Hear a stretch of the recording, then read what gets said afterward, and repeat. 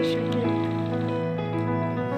দেখেন কত সুন্দর লাগছে সরষের তেলটা। ভালো লাগে দেখতে, আসলে সেন্টটাও খুব সুন্দর।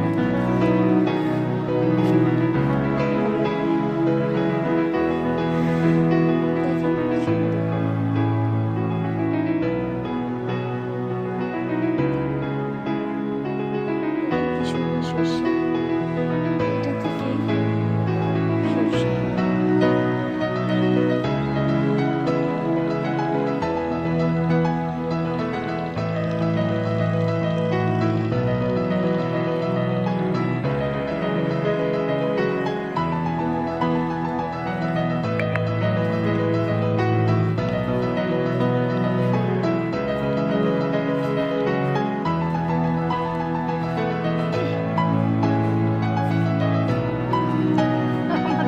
আসলে কলই শাকও আছে, যার যেটা মন চায় সে সেটা খায়।